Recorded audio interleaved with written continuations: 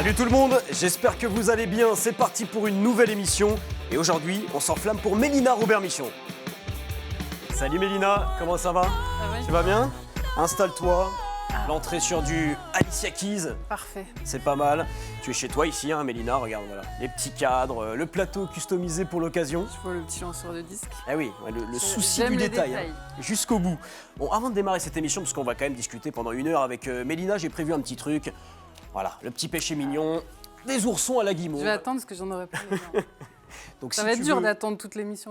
Regardons par contre. Si tu veux piocher, tu peux y aller, Mélina. Je te présente pour nos téléspectateurs, nos téléspectatrices. Tu as 46 ans, tu pratiques le lancer de disques et tu as un palmarès très très fourni.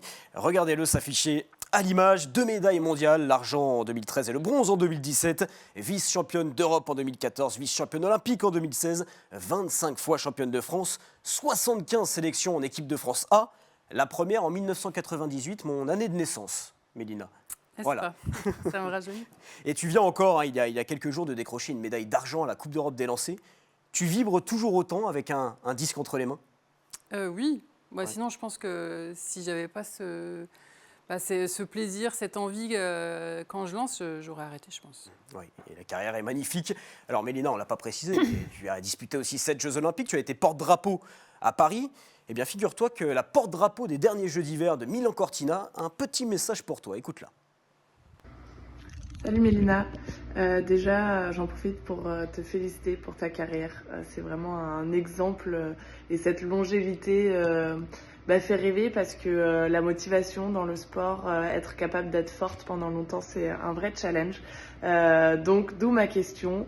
Comment est-ce que tu trouves en toi cette motivation de toujours te remettre en question pour continuer d'avancer et chercher le progrès? Bonne continuation en tout cas et on se voit bientôt. Ciao. La snowboardeuse Chloé Trespeuch, je te laisse répondre à sa petite question. Je sais pas. Ouais. Je pense que j'ai la chance d'être bien entourée et d'avoir des personnes autour de moi qui sont comme moi, qui ne sont pas lassées, qui sont toujours à la recherche de qu'est-ce qu'on peut changer, qu'est-ce qu'on peut améliorer et qui, pareil, ne se posent pas de limites, que ce soit d'âge, que ce soit de physique, de tout ça, de se dire, voilà, je suis sûre que tu peux être encore meilleur. Et forcément, quand tu as des gens autour de toi qui sont dans cette dynamique-là, et ben, toi aussi, tu as envie de continuer à progresser et de repousser encore plus tes limites à chaque fois.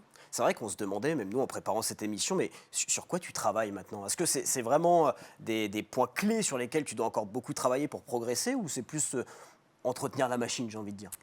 Non, il y a tout en fait. C'est-à-dire que déjà quand je reprends chaque saison, finalement, tu apportes une pierre supplémentaire à l'édifice, j'ai envie de dire.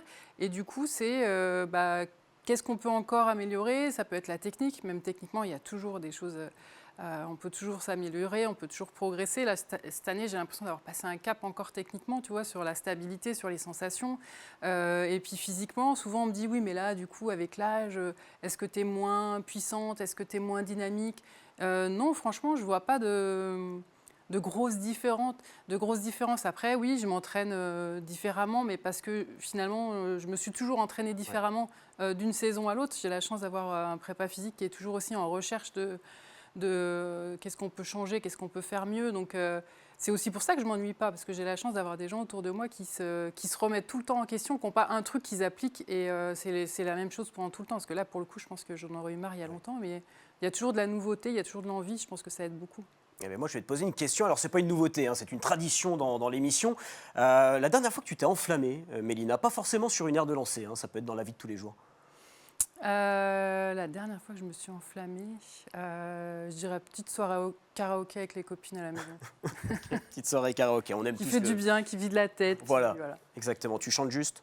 Pas du tout, c'est ça qui est sympa. Mais oui, voilà, c'est un vrai karaoké, on ne chante pas juste. Voilà, c'est l'essentiel évidemment. Mais moi, je ne me suis pas assez enflammé aujourd'hui, Mélina, donc je te propose qu'on continue à le faire tous les deux. Allez, ça marche. C'est parti, on va allumer le feu.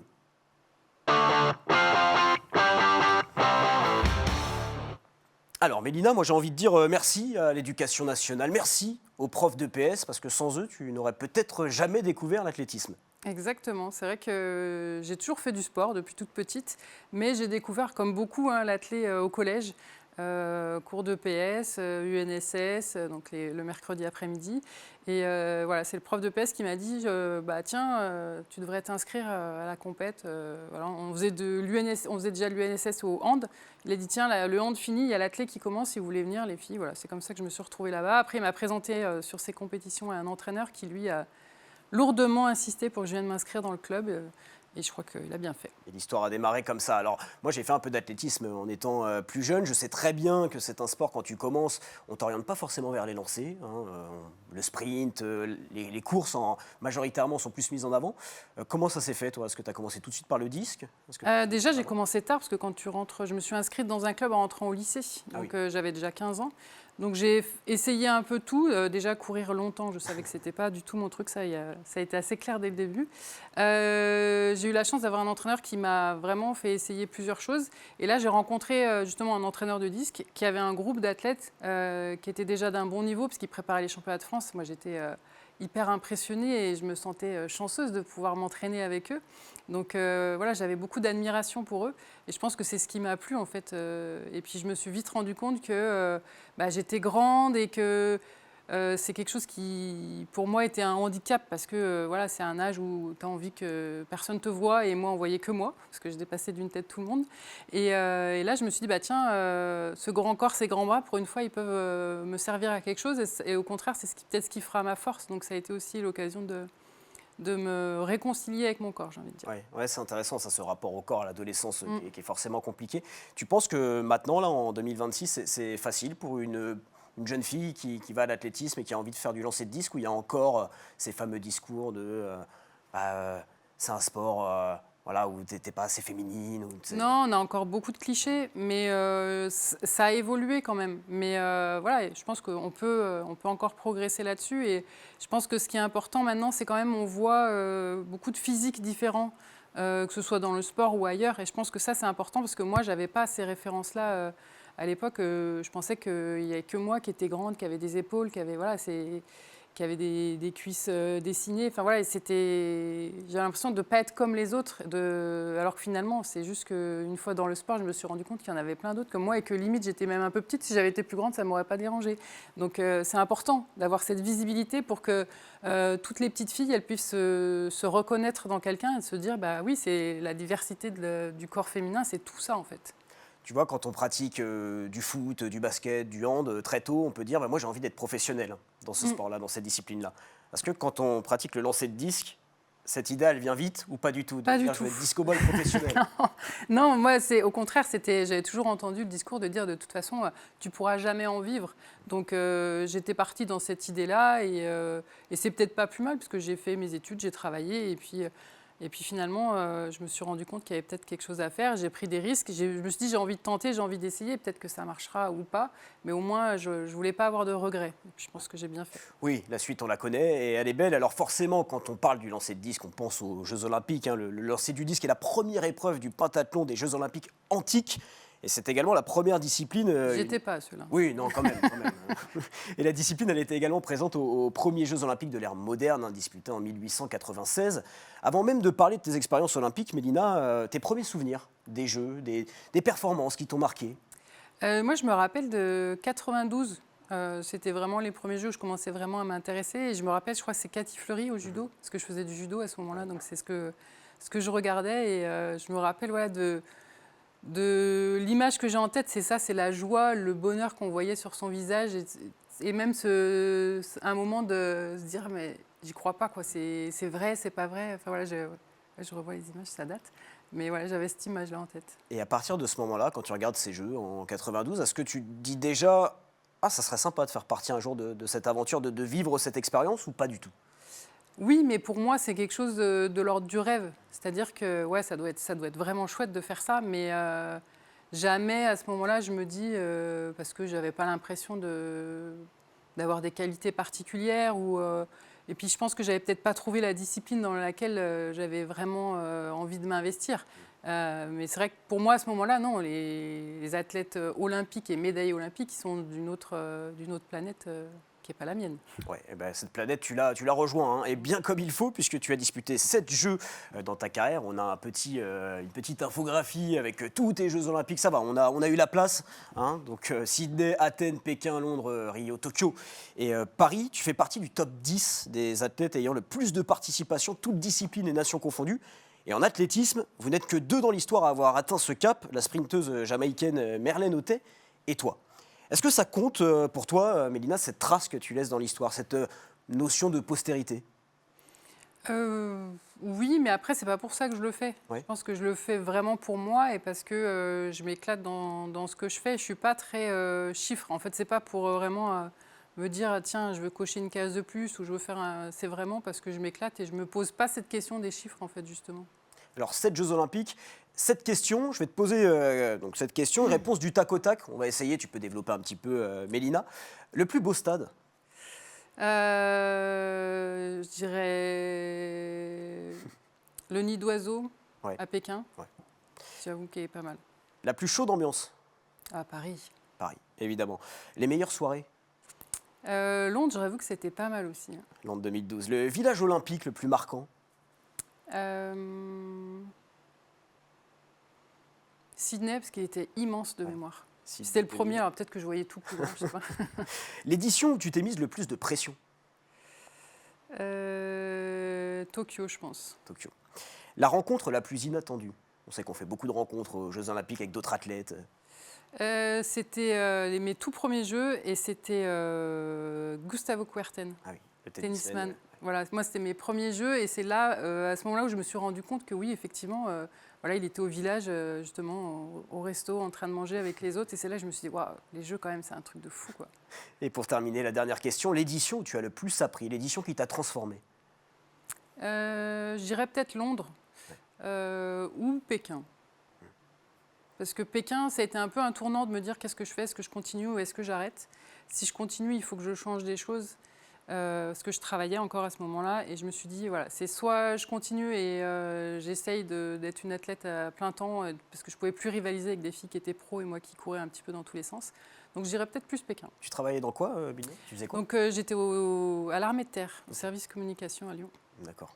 Bon, tu t'en doutes, hein, à moins que tu aies 10 heures devant toi, mais je ne pense pas, on ne pourra pas revenir sur ces 7 éditions des Jeux Olympiques. Mais on va quand même revenir sur quelques-unes d'entre elles, les moments les plus marquants. Commençons par le commencement. Sydney 2000, il y a 26 ans. Tu en avais 21.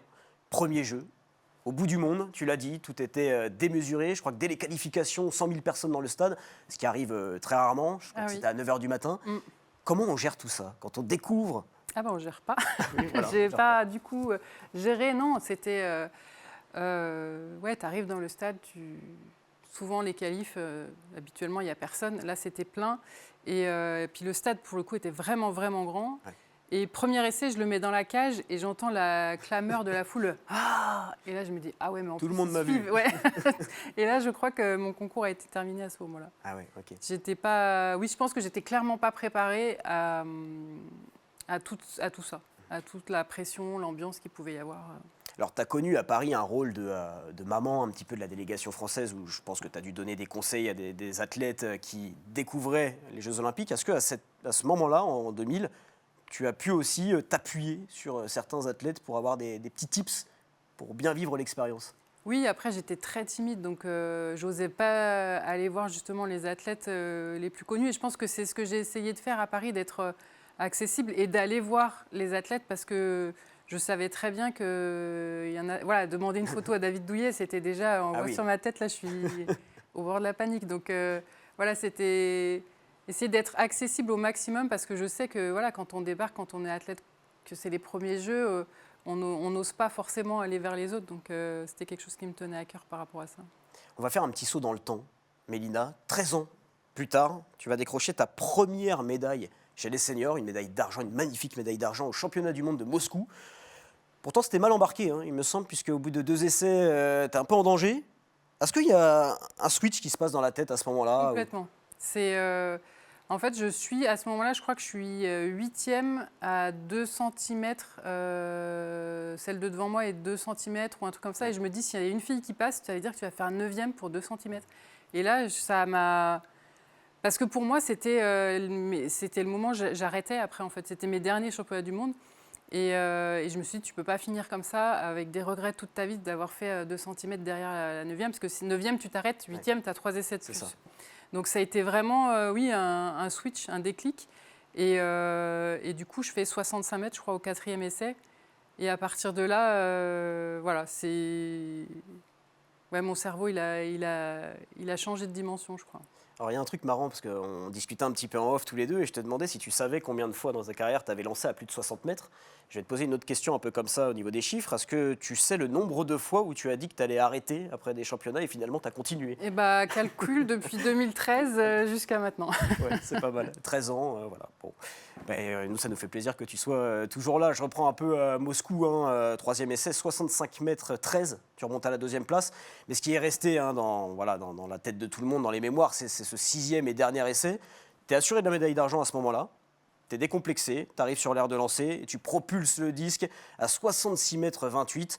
Nouveau record de France, 11 ans après le précédent.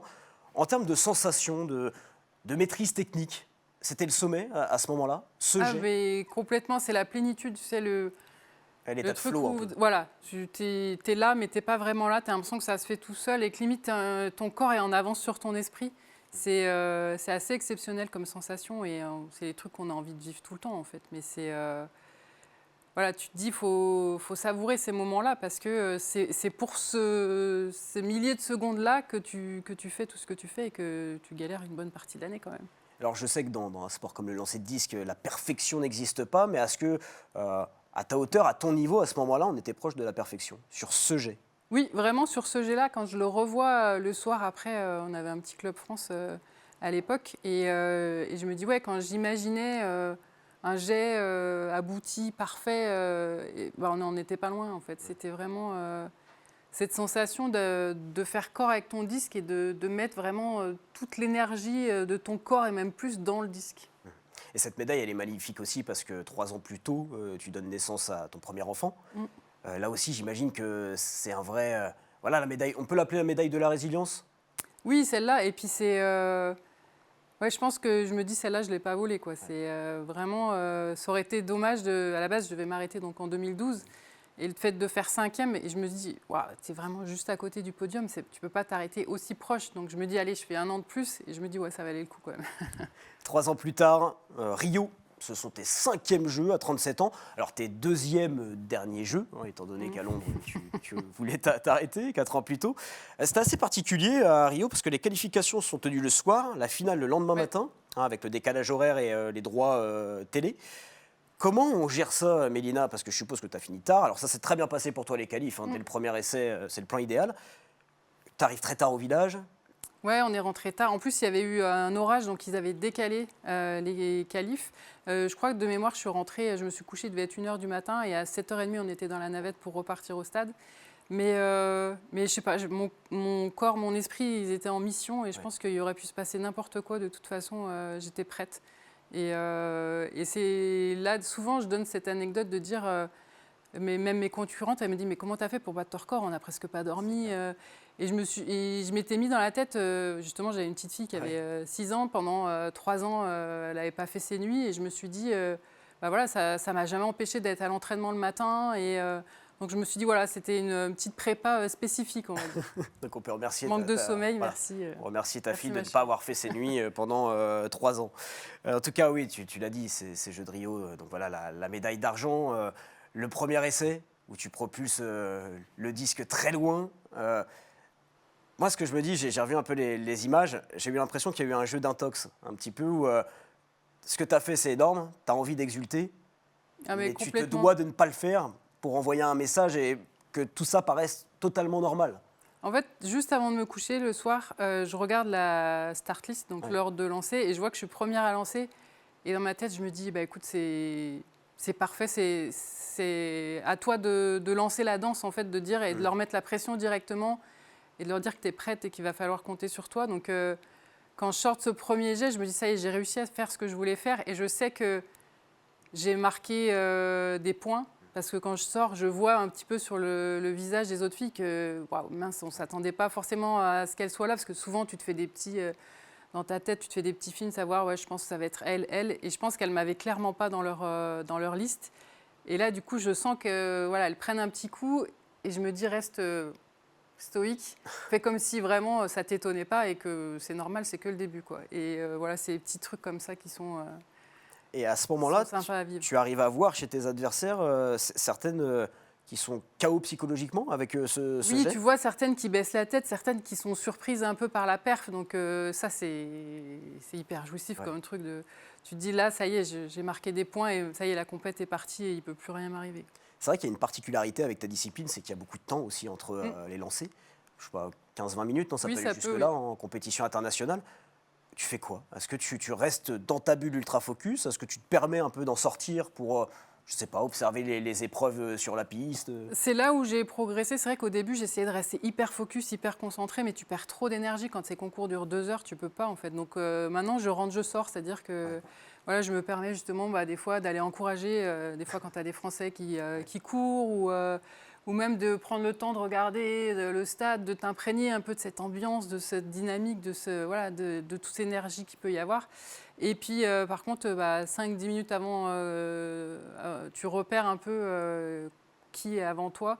Ouais. Et tu te dis, allez, 3-4 filles avant, ça y est, tu te remets dedans, tu vas chercher ton disque. Enfin, voilà, il y a des petites choses qui te... Tu remets ton esprit petit à petit dans le truc, mais moi, en tout cas, je ne peux pas rester 2 heures focus, full focus dedans. Donc, voilà, je fais des petits allers-retours comme ça. Moi, j'ai un souvenir de Axel Clerget, que tu connais, hein, qu'on a reçu ici, le judoka, l'ancien judoka maintenant, qui nous expliquait que pour se mettre dans sa bulle, il se répétait une phrase. Est-ce que toi, tu avais des petits tips aussi comme ça, des petites choses que tu faisais particulières pour te remettre dedans? Déjà, le fait d'aller chercher le disque, quand tu prends le disque en main, déjà, tu sais que voilà, ça y est, ça approche, quoi. Donc, ça monte petit à petit. Et vraiment, le truc final, c'est au moment où je suis dans le cercle.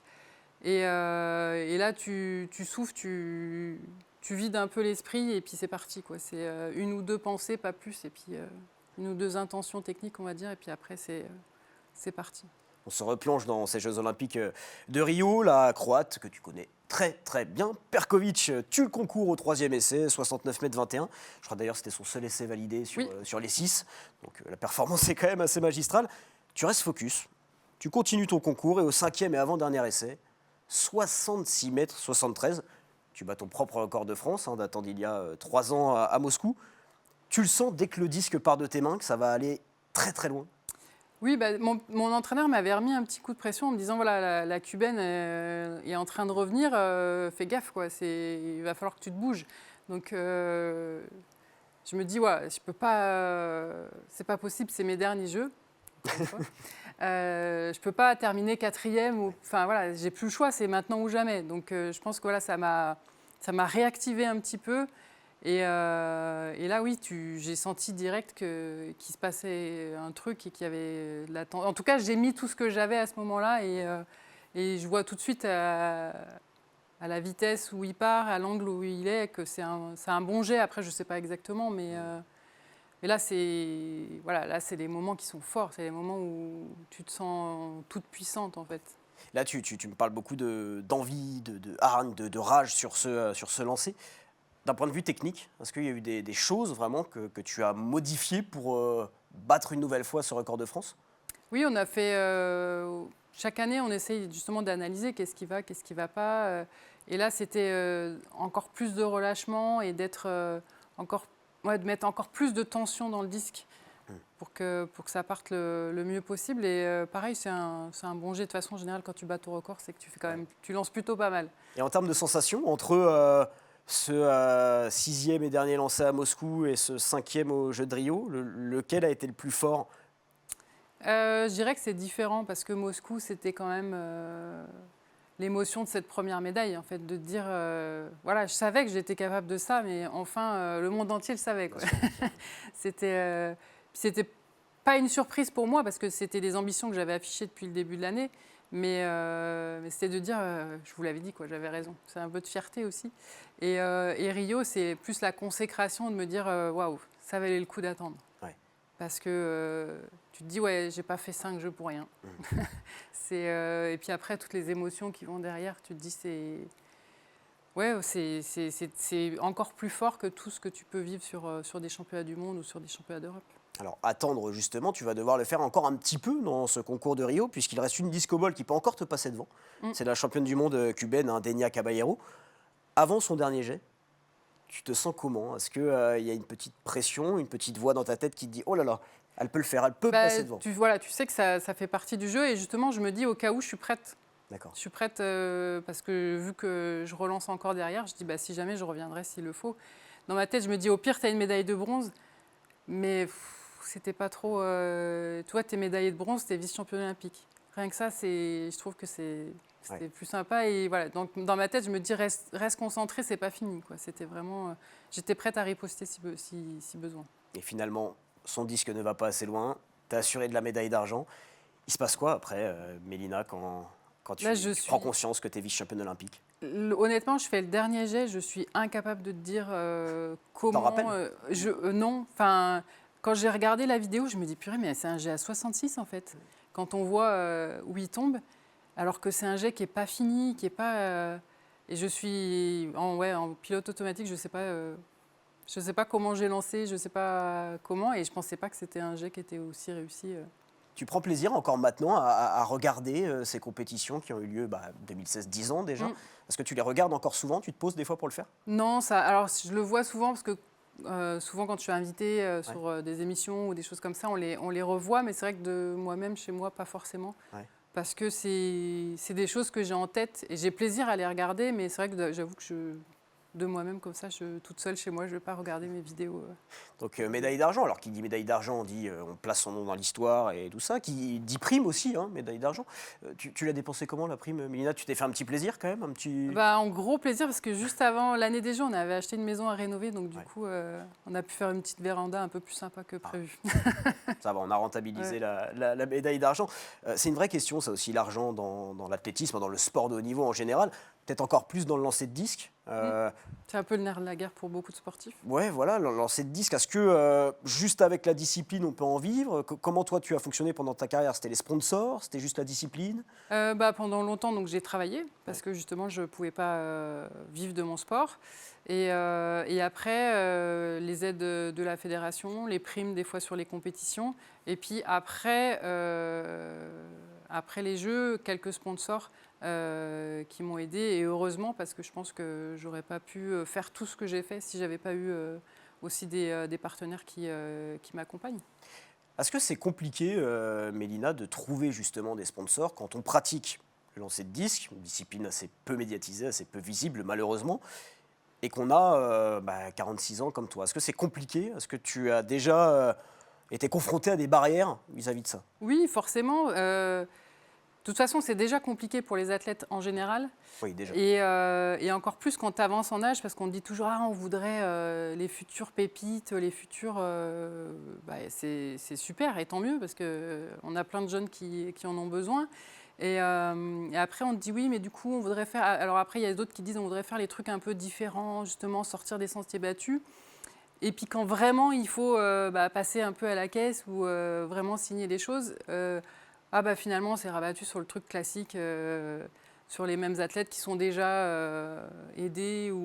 Donc, souvent, on veut quelque chose de différent, mais on ne l'assume pas vraiment jusqu'au bout. Donc, après, oui, c'est sûr que j'ai un profil hyper atypique, mais justement, j'ai envie aussi d'assumer ça et de me dire, il y a plein d'entreprises qui veulent justement se démarquer et faire un petit peu différemment. Donc, n'hésitez pas, je vous attends. Voilà. Moi, j'ai reçu beaucoup d'athlètes ici médaillés à Paris, notamment, pour qui l'après a été compliqué. L'après-médaille, il y a l'euphorie, puis après tout retombe.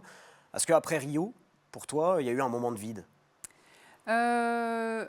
Ça a été assez long parce que finalement, j'ai profité, j'ai savouré pendant longtemps. J'ai enchaîné la saison dernière avec Championnat du Monde où je refais une médaille. Et là, vraiment, je sentais que ça commençait nerveusement à être très, très dur. Et avec mon compagnon, je lui dis de toute façon, on voulait un deuxième enfant. Je lui dis, c'est soit j'ai la chance d'être enceinte rapidement, soit j'arrête, j'en peux plus. Ouais. Parce que vraiment, j'avais l'impression d'être arrivée au bout, d'être vidée parce que par toutes ces émotions, par tout ce que j'avais pu vivre. Et il se trouve que j'ai eu la chance d'être enceinte assez rapidement après.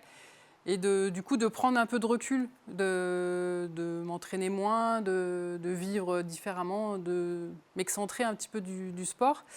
Et puis, je me suis dit, ouais, ça manque en fait. Donc, d'y revenir un petit peu avec l'envie, avec plaisir et avec un regard encore différent. Je pense que c'est aussi pour ça que je dure, parce que j'ai eu la chance d'avoir ces coupures et qui m'ont permis de faire le point et de me dire, est-ce que je continue, est-ce que j'arrête, est-ce que ça me manque ? Est-ce que j'ai toujours envie et de ne pas continuer par habitude, en fait. Tu l'as dit, en 2018, tu donnes naissance à ton deuxième enfant. En 2021, donc 2020 initialement, mais avec le Covid, les Jeux ont été décalés à Tokyo. Tu ne rentres pas en finale, donc là, c'est un coup dur. Normalement, les derniers, mais Paris 2024 est seulement dans 3 ans. L'occasion, elle était trop belle. Tu ne pouvais pas manquer ces Jeux à Paris. Voilà, je pense que si ça n'avait pas été Paris, peut-être que je ne me serais même pas posé la question. Mais là, encore une fois, j'ai toujours fonctionné comme ça, de me dire je ne peux pas ne pas essayer et je m'en voudrais toute ma vie parce que, et je me dis qu'est-ce que j'ai bien fait. Parce que des jeux dans ton pays, voilà, j'en avais connu déjà 6 et je me dis c'était tellement dingue à chaque fois que ouais, je veux voir ça va être quelque chose de fou. Des jeux avec un rôle particulier, très particulier, le rôle de porte-drapeau. Est-ce qu'on peut remettre en régie la photo avec David Douillet ? Puisque David Douillet, judoka, était porte-drapeau à Sydney pour tes premiers Jeux en 2000, il y a 26 ans. Est-ce qu'au moment de la cérémonie, quand David Douillet a le drapeau en main, tu aurais pu t'imaginer, ne serait-ce qu'une milliseconde, qu'un jour tu serais à sa place ? Jamais de la vie. Mais jamais de la vie. Enfin, pour moi, vraiment, c'était une autre planète. C'était pas des stars, mais voilà, c'est tellement une petite catégorie de personnes que pour moi, j'imaginais pas être un jour là. Non, franchement, c'était quelque chose qui était inimaginable pour moi. Mais et je pense que c'est pour ça que l'émotion était encore plus forte par rapport à ça, parce que c'est pas ouais, ça s'est construit un petit peu au fur et à mesure, et puis tu te dis, bah, tout est possible en fait, même. Parce que moi, je me disais, voilà, je suis dans une discipline qui est plutôt confidentielle, donc c'était, voilà, je cochais aucune case à la base en fait, et c'est ça qui est sympa. Tu te rappelles du moment où tu l'apprends, où on te dit, voilà, tu seras la porte-drapeau à Paris 2024 ? Oui, j'ai donc au téléphone avec le président du CNOSF. Et je ne savais pas quoi dire. Voilà, j'avais justement, parce que j'ai repensé à tout ça et je me suis dit, mais comment c'est possible ? Enfin, voilà, c'est tellement de fierté. Même maintenant, j'ai encore du mal à trouver les mots et à me dire que ouais, c'était moi en fait, là, ouais, sur le bateau avec Florent. On parle souvent de l'adrénaline ressentie en compétition. Est-ce qu'au moment où on porte le drapeau de la France et on emmène toute une délégation derrière soi, on ressent un peu des sensations similaires ? En fait, c'est pareil. Je pense que j'ai l'impression que la soirée, elle est passée comme ça. Il pleuvait des seaux d'eau et on aurait dit un groupe d'enfants qui jouent sous la pluie et qui dansent et qui n'ont jamais été aussi contents de leur vie. C'était exactement ça en fait. C'était que des enfants avec des étoiles plein les yeux. Et, il n'y avait pas de stress, il n'y avait pas de pression. Tu sais, je pense même au discours que tu dois faire avec Florent. Oui, un petit peu avant. Et ça, tous les deux, on était dans le bus qui nous emmène jusqu'à la péniche. C'est vrai qu'on était assis tous les deux dans le bus et c'est un peu la fête dans le bus et on était tous les deux là. Je pense que là, on était dans le stress, tu vois, de se dire ou dans le stress ou dans le truc en train de réaliser que ça y est, on y est, quoi. Du coup, on était un petit peu assommés par le truc et puis après, une fois que ça a été parti, c'était hyper facile, hyper fluide, quoi. On était juste contents d'être là. Ces Jeux, ils ont été fabuleux aussi parce qu'ils étaient à Paris, à domicile, donc avec des personnes très très importantes pour toi dans les tribunes. Tes 2 filles, tes parents, tes frères venaient te voir pour la première fois aux Jeux Olympiques. Ouais. Je ne sais pas si tu es émotive, Mélina, enfin j'ai l'impression quand même. Oui, bah là, c'est là, voilà. On aborde des sujets déjà, tu vois. Je suis en train de le découvrir. Gérer tout ça, on parlait de Sydney où tu m'as dit j'ai pas géré du tout. Là, avec l'expérience, est-ce que le fait d'avoir ces personnes dans les tribunes, ça a plus été une force, ça t'a transcendé ou ça a fait un peu l'effet inverse ?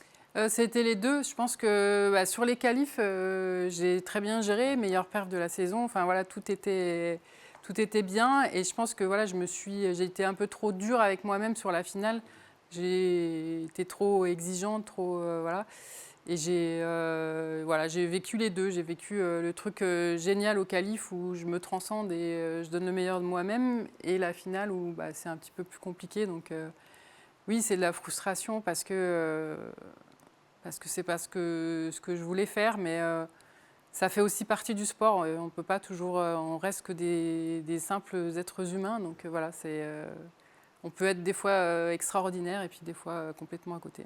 On laisse des plumes quand on est porte-drapeau. Est-ce qu'il y a beaucoup d'athlètes de la délégation qui sont venus te solliciter? Est-ce que tu as dû aussi aller voir pas mal d'épreuves? Oui. Après, dans l'ensemble, c'était quand même très bien géré. Sur les sollicitations, notamment médiatiques, on était vraiment bien entourés. Après, moi, je m'étais mis un peu de l'exigence par moi, d'essayer de suivre un peu tous les résultats de tout le monde, d'essayer d'encourager au maximum, d'envoyer des messages. Donc, c'est moi toute seule qui me suis mis un petit peu dedans. Et puis, 2-3 jours avant l'Encoipet, je me dis, je crois que là, il faut quand même que je me calme un peu. Donc, mais en même temps... voilà, c'est tellement exceptionnel comme moment que tu as envie de vivre tout à fond. Bien sûr. Tu termines 12e de cette finale. Au-delà du résultat, moi j'ai envie de parler d'une chose. Quand on parle de Paris, ça a été une grande fête. La fête du sport, tout simplement. On a vu que le sport pouvait rassembler, créer du lien, avoir un véritable impact sur la société. On aurait tous aimé que ça se poursuive par la suite. Ça n'a pas vraiment été le cas, on l'a tous constaté.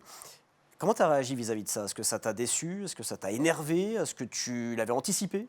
Tout à la fois. Je pense que depuis le début, on disait attention, il ne faut pas que ça soit quelque chose d'éphémère. Profitons de ça. On l'a vu, la capacité du sport, la force du sport, de tout ce qu'on pouvait faire à travers le sport. Et j'avais l'espoir quand même de me dire, on va profiter de ça, on va garder ça.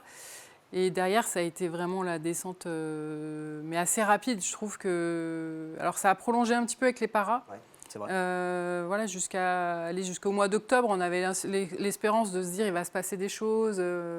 Et puis, assez rapidement, on a vu que malheureusement, ça ne suivait pas derrière. Et ça me met en colère parce que, encore une fois... le sport redevient que du sport, alors qu'on a vu que ça pouvait être beaucoup plus que ça. Et on a vu tout ce qu'on pouvait faire à travers, que ce soit social, pour les enfants, pour les jeunes, pour tout le monde, ce côté rassembleur. Je m'étais dit, une fois qu'on a mis la lumière là-dessus, une fois que tu sais que ce truc-là, il marche, pourquoi tu n'utilises pas cet outil pour faire tout ce que tu peux faire? Et ça, là, oui, c'est beaucoup de frustration par rapport à ça. Je t'ai parlé du vide après Rio et cette médaille. Alors là, il n'y a pas eu le résultat espéré, mais... tu as vécu un paquet d'émotions. Est-ce que tu l'as ressenti aussi, ce vide immense après Paris? Oui, alors pareil, ça a mis du temps à descendre parce que il y a eu encore, je pense jusqu'à fin octobre, des choses. Et derrière, au mois de décembre, ça a été très compliqué. J'ai été malade parce que je pense que là, mon corps, il m'a dit non, mais à un moment, il faut que tu t'arrêtes.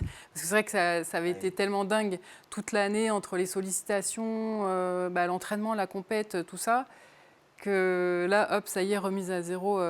Décembre est très, très, très compliqué. Et même la saison 2025, je me suis posé la question de me dire mais là, je crois que je suis au bout, je vais m'arrêter parce que j'en peux plus.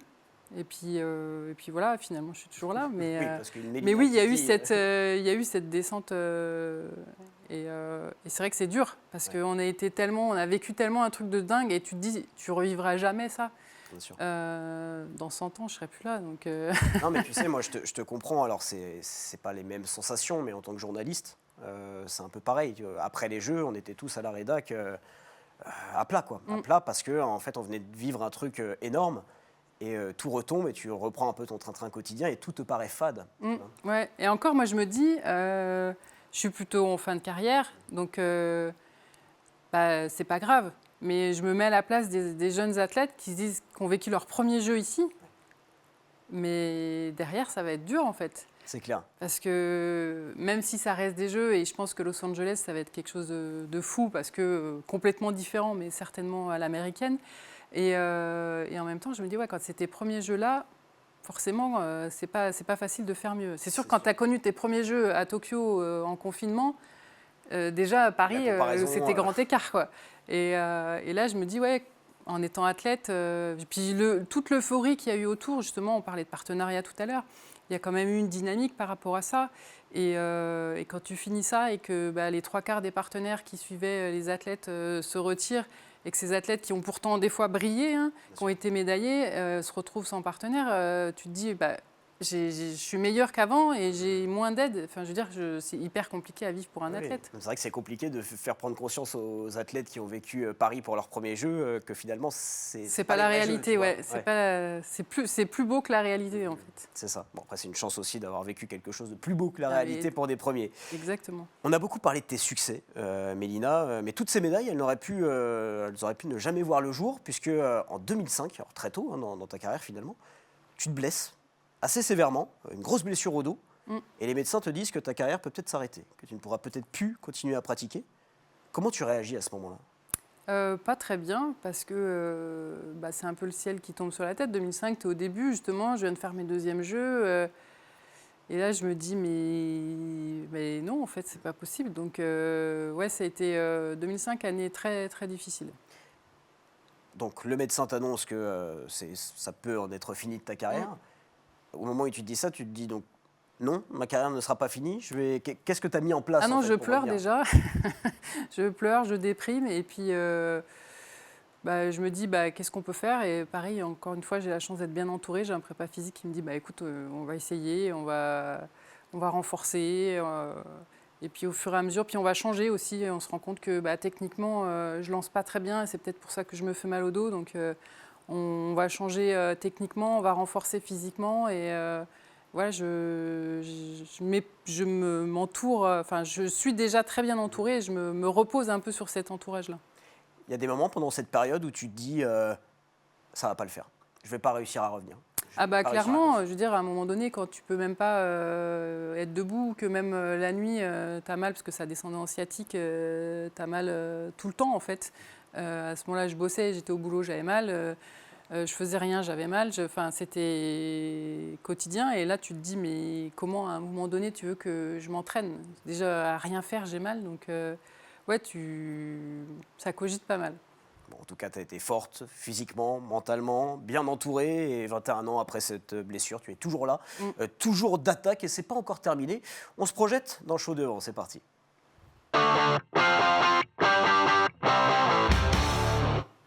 La fameuse question, on se projette, qui dit projection dit Los Angeles 2028. Mélina, est-ce qu'on y pense ? Pas du tout. J'y pensais pas du tout après Paris et j'avoue que petit à petit, je commence à y penser. Ouais, mais qu'est-ce qui te donne encore cette motivation de te replonger dans une Olympiade, de refaire des Jeux ? Il y a un sentiment de choses inabouties avec l'expérience olympique ? Comment ça se passe ? Non, c'est plutôt de me dire que là, je me sens bien. Ouais. Ce que je disais, l'année 2025, il a fallu digérer un petit peu. Là, je fais une très bonne prépa, je fais une bonne Coupe d'Europe la semaine dernière.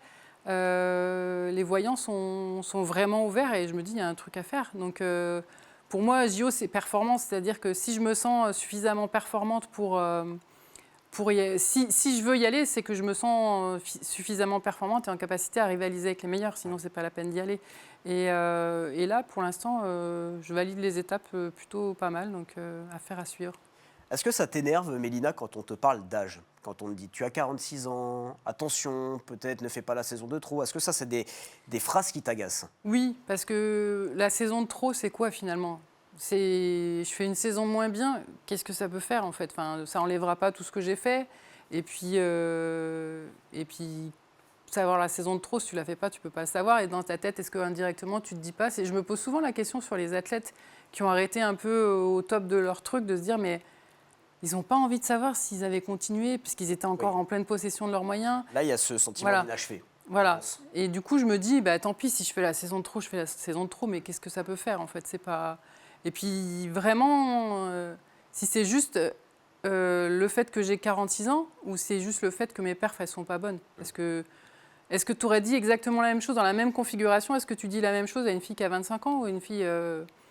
Voilà, nous, on a la chance d'être un sport où c'est métré, mesuré. Voilà, soit tu fais la perf, soit tu la fais pas. Donc, pour les Jeux, par exemple, tu as des minima, si tu les fais, tu vas. Si tu les fais pas, tu n'y vas pas. Bien sûr. Donc, tu prends. Et puis, c'est pareil, souvent, on dit faut laisser la place aux jeunes. mais la place, prenez-la. Enfin, je veux dire, il faut venir la chercher, en fait, ça se mérite aussi. Et on a la chance en France d'avoir des filles qui arrivent derrière. Et je sais que c'est aussi quelque chose qui me motive. Donc, en plus, nous, on a la chance en athlée d'avoir plusieurs places, c'est-à-dire que c'est 3 places sur les Jeux. Mais moi, je kifferais qu'on soit 3 filles qualifiées aux Jeux. Enfin, je veux dire, ça veut dire aussi que ta discipline, elle fonctionne et que peut-être j'en ai inspiré d'autres. Donc, c'est ce qu'il peut y avoir de mieux, en fait. Oui, d'ailleurs, je reprends un peu ma question d'avant sur les discours agaçants. Je pense qu'il y en a un autre, c'est quand on dit ah oui, mais Mélina Robert-Michon, dans sa discipline, elle est toute seule. Le niveau français au lancer de disque, il est trop faible. Est-ce que ça aussi, tu l'entends? Oui. Qu'est-ce que tu aimerais répondre à ça? Déjà, on s'en fout du niveau français. Le but, c'est d'aller... si je suis en capacité de rivaliser encore au niveau international, donc c'est que j'ai le niveau. Et au contraire, je trouve que le niveau français, il n'a jamais été aussi haut. L'année dernière, pour la première fois, on est 3 filles à plus de 60. C'était jamais arrivé. Donc c'est plutôt bon signe. Et là, on a encore une jeune qui vient de faire, Princesse Imen, qui vient de faire 59,90. Donc j'espère que cette année, on sera au moins 4 filles à plus de 60. Donc c'est plutôt bon signe. Et j'espère que c'est pas fini, on sera bien plus qu'à 60. Oui, la relève est présente. La deuxième française au bilan tout temps, elle s'appelle Amanda Ngandou Ntumba, elle a 25 ans. 63,59 mètres réalisée en avril 2025 du côté des États-Unis.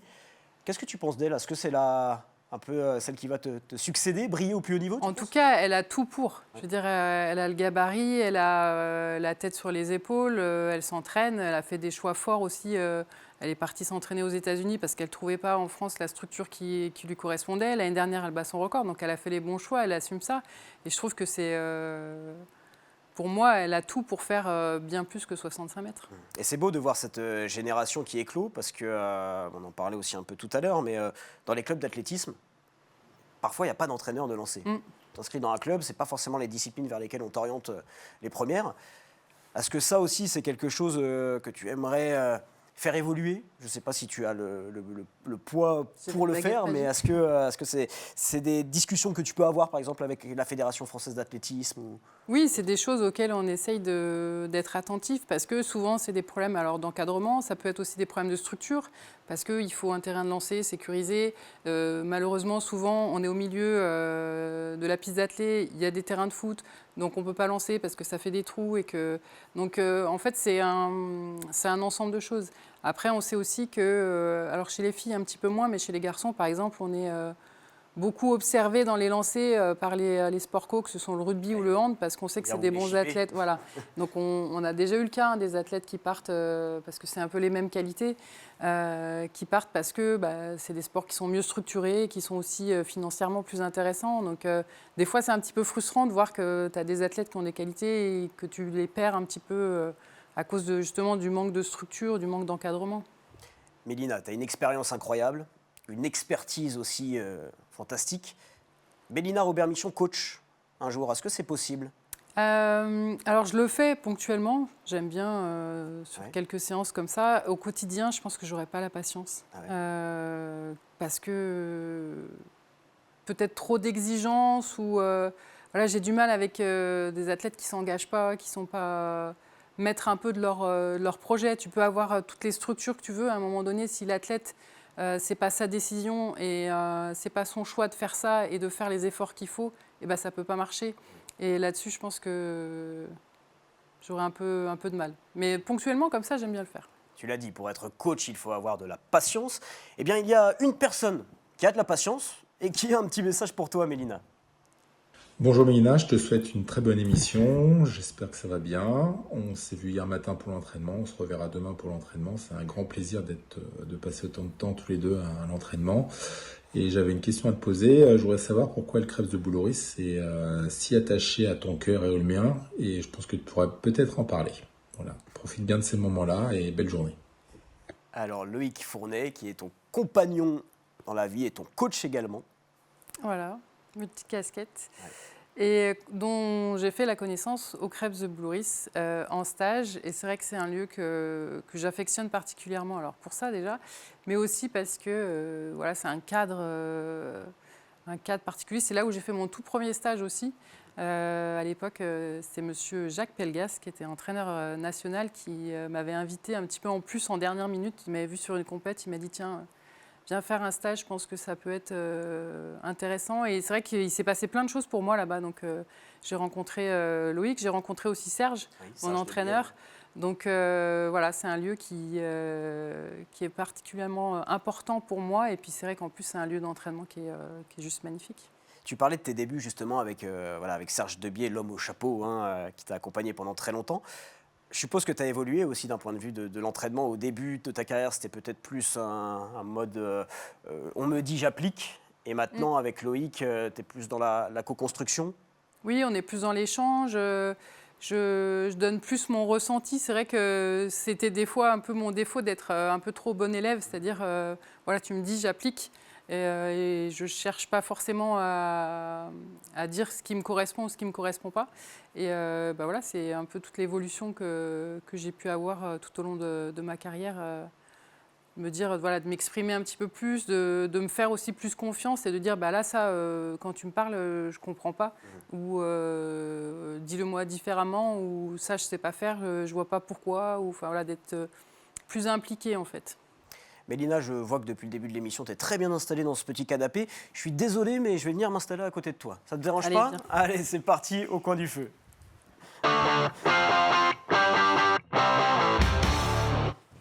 Tac, j'en perds même le micro, mais c'est bon, on est bien installé. Alors, Mélina, tu es maman de deux petites filles. Oui. Enfin, petite fille, plus Grande petite maintenant. que ça maintenant, mais Elissa, qui est née en 2010, et Enora en 2018. Oui. Alors, une athlète qui s'arrête, qui fait une pause maternité et qui revient. Maintenant, bon, on peut en citer beaucoup. En 2010, à ton époque, c'était beaucoup moins vu. Oui. Comment, le moment où tu annonces ta grossesse, comment ça a été pris, le retour, comment tu l'as vécu? C'est vrai que c'était un peu le saut dans l'inconnu. Il y avait assez peu d'exemples. Il y avait quand même Laura Flessel, Christine Aron qui était revenue comme ça. Mais c'est vrai que moi, j'étais dans une discipline peu connue. J'avais assez peu de partenaires, donc je ne savais pas trop comment ça allait se passer. Et le plus important, c'était que mes deux entraîneurs, ils m'avaient dit bah, « Ok, on te suit ». Donc ça, c'était déjà une bonne base. Et après, je le faisais surtout pour moi, en fait. Je le faisais pas... j'avais pas d'intention particulière derrière. Et puis, j'ai eu la chance aussi d'avoir à la fédération un DTN à l'époque qui était Gany Yalouz qui m'a dit bah, « Écoute, vas-y, c'est hyper important, la famille, donc nous, on sera là, on te soutiendra. » Donc voilà, il y a eu quand même... j'ai eu la chance d'être bien entourée, mais c'est vrai qu'à ce moment-là, c'était vraiment... je m'embarquais dans un truc, je ne savais pas trop comment ça allait se passer. Il y avait de l'appréhension un peu avant de l'annoncer? Ah bah oui, forcément, parce que je ne savais pas trop comment ça allait être perçu, si j'allais y arriver déjà, si j'aurais envie de reprendre après, si... Voilà, j'avais déjà 30 ans en plus, donc... à 30 ans, c'est bon, elle va arrêter, quoi. Donc il y avait beaucoup de choses comme ça, mais moi, dans ma tête, je savais que c'était qu'une parenthèse et que je reviendrais. Et tu en avais discuté avec d'autres athlètes de mémoire, Laura Flessel avait eu un enfant aussi, Marie Zéwan-GP de l'athlétisme. Non, c'est vrai que je n'avais pas eu l'occasion d'en discuter avec elle. Et c'est pour ça qu'après, je me suis rendu compte que... Moi, je l'ai fait pour moi. Et après, je me suis rendu compte que j'avais beaucoup d'athlètes qui me contactaient en me disant bah, comment ça s'est passé ou merci, ça nous a montré que c'était possible. Et du coup, c'est là où j'ai commencé à en parler plus et à me dire bah, je pense qu'il y a un vrai travail à faire là-dessus. Alors aujourd'hui, il y a une question aussi que beaucoup d'athlètes se posent. Comment conserver mon classement, ma place, tout en ne mettant pas de côté mon envie de devenir maman? Eh bien, figure-toi, Mélina, tu le sais peut-être que certaines fédérations, certaines instances se bougent. Regarde, on a mis un petit visuel pour expliquer tout ça. Déjà, la WTA, la Women's Tennis Association, en mars 2025, la création d'un congé maternité rémunéré jusqu'à 12 mois pour les joueuses. En juin 2025, ils sont allés encore plus loin avec l'entrée en vigueur d'une nouvelle règle de protection du classement des athlètes souhaitant mettre leur carrière entre parenthèses pour congeler ovocytes et embryons. Et puis plus récemment, tu as peut-être vu passer l'info, la World Surf League, la WSL, a attribué la toute première wildcard maternité de l'histoire du surf professionnel pour Johanne Defay, médaillée de bronze à Paris, qui a donc un accès direct au Championship Tour 2027. Bon, déjà, je suppose que tu trouves que ces mesures sont très bien. Moi, ma question, c'est est-ce que tu sais si World Athletics met des choses en place sur ce sujet? Alors ça progresse, mais pour l'instant, justement, sur les rankings, alors la Fédé d'athlé arrive au ranking, c'est-à-dire que jusqu'à maintenant, ça n'existait pas spécialement. Et là, on est sur des modes de qualification qui sont moitié ranking, moitié minima. Mais je pense que ça fait partie des choses que sur lesquelles j'aimerais échanger avec eux, parce que je pense qu'on a un peu de retard là-dessus. Justement, on fait de plus en plus de place à ce ranking, mais il faut que tous les cas de figure soient pris en compte. En début d'émission, on t'a passé le petit message de Chloé Trespeuch. Alors Chloé Trespeuch qui a un point commun aussi avec toi, hein, elle est maman. Son parcours a été un vrai combat, des années pour tomber enceinte, puis un pari fou. Revenir au sommet en 1 an, avant les Jeux de Milan-Cortina en ligne de mire. Son histoire, elle est au cœur du documentaire Trajectoire. On va regarder une petite bande-annonce. Jusque-là, une athlète qui faisait une pause maternité, c'était souvent une fin de carrière. C'est la numéro 1 mondiale en ce moment. Et il est à elle, ce globe de cristal. J'ai toujours été formée pour être une machine à gagner, pour être performante. Et là, en fait, c'est un projet qui est complètement parallèle. Notre outil de travail, qui est notre corps, va totalement changer. Mais après, sont venues toutes les questions de comment est-ce qu'on revient d'une grossesse. Récupère, 3 minutes pour souffler. On encaisse et on passe au jeu. Parce que dans la tête des gens, c'est souvent on choisit entre le sport et la grossesse, on choisit entre quitter la maison ou devenir maman. Et tout ça, c'était des choix que j'avais pas envie de faire. C'est une histoire absolument incroyable. 3 mois après avoir donné naissance à son fils Marlon, elle est au départ. J'ai peur de ne pas réussir mes objectifs, mais je crois que vraiment, la peur fait partie des choses que j'aime bien ressentir dans ma carrière, quoi. La snowboardeuse Chloé Trespeuch, Désignée porte-drapeau de l'équipe de France. Je sais pas ce qui m'attend, je sais pas si ça n'a pas été fait, on se demande si c'est possible, quoi.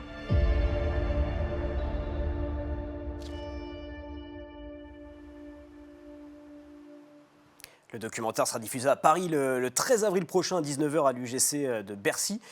Tu te retrouves, Mélina, dans les propos de Chloé Trespeuch dit dans ce documentaire? Mais complètement, c'est le saut dans l'inconnu à chaque fois, parce que même s'il y a des exemples autour, c'est jamais exactement la même histoire, c'est jamais la même chose. Et puis on ne sait pas, en fait, devenir maman, c'est tellement un bouleversement physique, mais aussi émotionnel. C'est vrai que quand on est athlète de haut niveau, on est assez centré sur soi. Là, vraiment, c'est un peu tout notre monde qui explose. Donc, c'est un changement. Mais souvent, ce que je dis, c'est qu'un entraîneur, il peut pas, ou une fédération, on ne peut pas aller contre ça, en fait. Cette envie d'être mère, si tu veux être une bonne athlète, pour être bien dans ton sport, il faut être bien dans ta vie.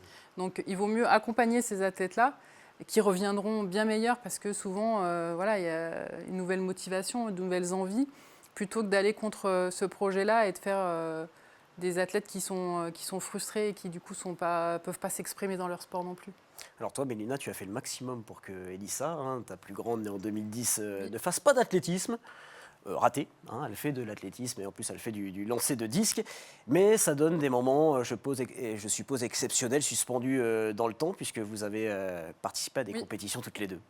Là, c'était un très très beau moment. Alors depuis, elle a arrêté l'athlé, elle fait d'autres sports. D'accord, ok. Ça te va, toi, du coup? Oui, ça me va. Ouais. Moi, en fait, le plus important, c'est qu'elle soit bien et qu'elle fasse quelque chose qui lui plaît. Moi, j'ai eu la chance d'avoir des parents qui m'ont dit: tu fais du sport, tu fais le sport que tu veux, mais tu fais du sport. Et j'ai envie de lui transmettre ça, de lui dire, choisis le truc dans lequel tu seras bien. Mais en tout cas, on a vécu de beaux moments, de pouvoir partager ça avec elle, et puis surtout de voir qu'elle s'éclatait aussi là-dedans. Je pense que c'est le plus important dans le sport, c'est ça, c'est de trouver le truc qui te fait vibrer, qui te donne envie de te dépasser. Dans le sport, on parle souvent de levier de motivation. Est-ce que quand tu rentres dans le cercle, dans cette terre de lancer avec ton disque dans les mains, tu penses à tes 2 filles très fort avant de lancer? Oui, c'est justement le but pour t'activer, des fois, c'est d'aller chercher justement cette émotion, d'aller chercher de pourquoi je suis là, pourquoi je fais ça. Et souvent, elles sont pour moi un déclencheur, en fait, j'ai envie de dire. Eh bien, tu sais quoi, Mélina, on va finir par une petite touche fun, cette émission? Allez. Allez, c'est parti, c'est le tout fait tout flamme. Avant de manger tous les...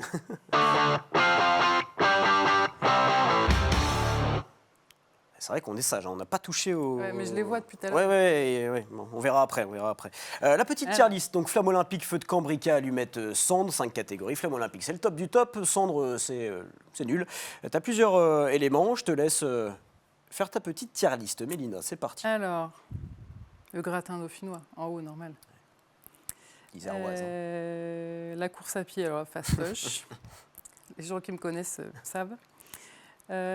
Pamplemousse, c'est mort. Ça, je te comprends, je suis d'accord avec toi. Ratatouille, c'est pas que j'ai quelque chose contre lui, mais en général contre les souris. Ski alpin, iséroise. Ah, c'est marrant, ok. Ski alpin. Hop, avec le gratin dauphinois. Bah ouais. T'en fais souvent du ski? Pas assez, non. Ouais. C'est compliqué, c'est vrai que c'est toujours un petit peu sur la réserve. Interclub. Ça, c'est le top du top. Brisbane 2032, j'adore, mais pas pour moi. Hein. Parce que je me suis dit, Mélina, t'as commencé à Sydney en 2000, faut bien finir en oui, la Australie, boucle non? aurait été bouclée, oui. mais ça fait une grande boucle quand même. C'est vrai. Qu'est-ce qui me reste? La chambre d'appel. En fait, ça dépend. Des fois, j'ai envie de la mettre là, dans l'ensemble, et puis il y a quand même des fois où tu as envie de la mettre là. Juste très rapide, oui ou non, mais est-ce qu'il y a des compétitions que tu as gagnées ou perdues dans la chambre d'appel? Oui, les jeux par exemple, notamment sur le concours de qualif, où j'expliquais tout à l'heure que ça avait été décalé. On est resté, je crois, 1h30 dans la chambre d'appel. Parce qu'au moment où on allait sortir, il y a un orage qui s'est déclenché, donc ils ont arrêté le concours précédent. Donc on allait sortir, on nous dit, on reste là, mais on ne sait pas pour combien de temps on en a. Et là, j'ai vu certaines filles qui étaient en panique, de se dire, mais comment je vais gérer? Et voilà, moi je pense que cette fois-là, j'étais bien, je me suis posée, on était plusieurs, on s'est mis à discuter, voilà. Justement à se dire il ne faut pas que ce temps nous semble long en fait. Donc clairement il y a des choses qui se gagnent et qui se perdent en chambre d'appel. C'est vraiment Danse avec les stars. Florent Manodou l'a fait. Oui, voilà. Mais j'avoue que c'est là où j'ai le plus regardé parce que j'étais à fond derrière lui. La vie est belle, c'est un film que j'adore. Je trouve que l'histoire est magnifique. Et Bricolé, j'aime bien. Et Bricolé, c'est tout rien. Tout rien. Donc la dernière petite question, le gratin dauphinois, le ski alpin, les interclubs, Brisbane 2032, la chambre d'appel, Danse avec les stars, la vie est belle ou le bricolage, tu dois en choisir un parmi tout ça. Le top du top pour Mélina Robert-Michaud. Dis-moi. Le gratin dauphinois. Ah, le gratin dauphinois. C'est la vie. Allez, le gratin dauphinois. De maman. De ta maman. De ta maman. Avant de se quitter, Mélina, j'ai passé un super moment avec toi, mais on a une petite surprise pour toi. Regarde ça. Coucou Mel, en tant que tresseuse officielle, j'étais obligée d'avoir moi-même maîtresse. Merci d'être aussi inspirante depuis toutes ces années, d'être une athlète, une femme, une sportive, une maman et surtout une amie aussi exceptionnelle. Bisous. Coucou Mélina, je me souviens quand je t'ai rencontrée, tu avais 15 ans, tu étais timide, tu étais très réservée. Et puis j'ai joué ce rôle de grande sœur, dont très vite les rôles se sont inversés. Aujourd'hui, tout le monde voit l'athlète incroyable que tu es devenue. Mais moi, ce qui me touche le plus, c'est que tu as gardé ta douceur et ta sincérité. Et je crois que ta plus grande force, c'est la beauté de ton âme. Tu as été là pour moi, dans des moments difficiles et compliqués, des moments que je n'oublierai jamais. Mélina, je suis très fière de toi et très reconnaissante de t'avoir dans ma vie. Je t'aime. On voulait faire un message très officiel. Très protocolaire. Mais c'est Mélina. Mélina, c'est la seule personne qu'on connaît qui dit « je reviens » et qui revient 4 ans plus tard, encore plus forte. 7 Jeux Olympiques. Nous, sur ces 7 éditions, on a regardé les cérémonies d'ouverture. En pyjama. Performance maximale. Mais plus sérieusement, on t'a vu t'entraîner quand personne ne regardait. Te relever quand c'était dur, repartir quand tout le monde aurait dit stop.